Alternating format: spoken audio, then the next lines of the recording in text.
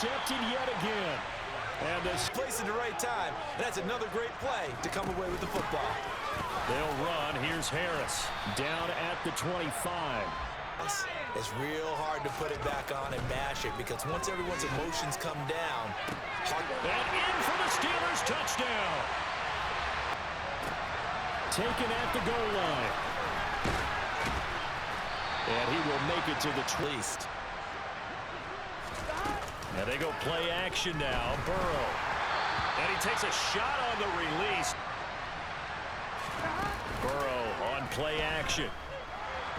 Dancing to his left. And he can't find anywhere to go with it. He'll drop to throw.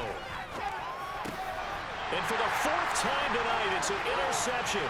Picked up by the linebacker, Myles Jack. And he fielded just outside the goal line. And good coverage there on special. We certainly had a sense coming in here that these guys were in for a tough one on the road. That has been how this ball game has played out. They trail big. And now here's another interception. The safety, Terrell Edmunds, picks it. And the Steelers are going to take a quarterback with less experience or less talent. But a quarterback of his caliber, I can't believe what we've just seen. Absolutely. If you would... Here's Pickett. Open man, that's the tight end Freiermuth. To the tight end, now gives him much better opportunity to convert on third down. Try him with Pickett here on third down. That's swung out wide to Harris. Touchdown! Najee Harris, his second touchdown tonight.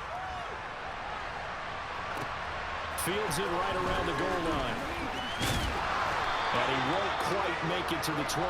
They were coming off the extra week of rest, but this team started sluggish, and it really didn't get any better from there. And trailing big here in this fourth quarter. And a nice run, Pat. Burrow on third down. Throw left side complete. That's Boyd. He's got the first down and more. Now he's the big play changes the complexion of things. Here's 1st and 10 just outside the 30. And this is caught. Touchdown, Bengals. They play with more confidence because he certainly saw something he could exploit in the defense. He made sure to let his quarterback know, just get it to me. And the rest was all up to him, and he delivered and made it a 3-score game. Yeah, they wanted that next down to come up. Yeah, they weren't worried about the yardage there at all. Just what you said, let the downs trickle away. Well, fourth quarter we saw here, I just wonder if that number is much more of a anecdotal type of a number. Kind of like when the coaches tell us, well, when you score on special teams, 93%ers in the box coming after them, trying to keep them from locking down a game. Right now, they want to show the world. And it's intercepted. They got Pickett for the 3rd time in this game. Daxton Hill picks it off. There he goes left side.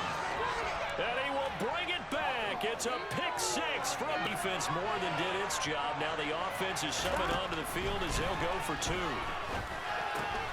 And this is intercepted, and that should do it. The Pittsburgh offense at the line to start their next drive.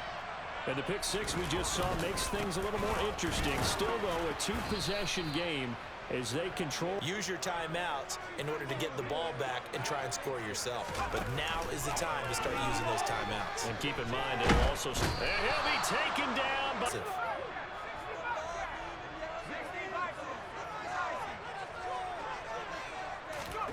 Now on 3rd and long, they'll look to throw. He'll let it fly for Austin. And for the 4th time tonight, it's an interception. Picked up by Jesse Bates. And the Bengals are going to take possession of the 20.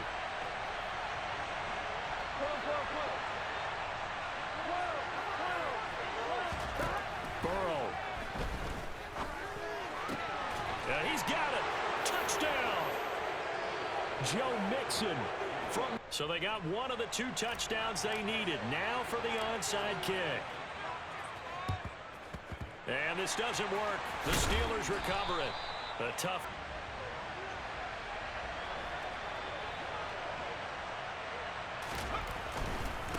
This is Harris. Now the deep. That's the deal, though. You've worked on offense all year long about these types of defensive fronts. If they can penetrate it at all, you're running. And look at this. They get the turnover they needed. It's intercepted. Picked off by Von Bell. And he will bring it back. It's a pick six for a Bengals TD. The Steeler offense here about ready for their next drive. They are looking to make a bit of a 180. They are sputtering right now.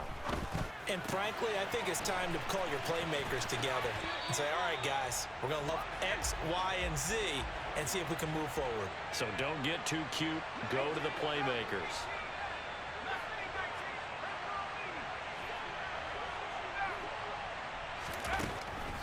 On the draw, it's Harris. And he'll lose yardage here. Back at the...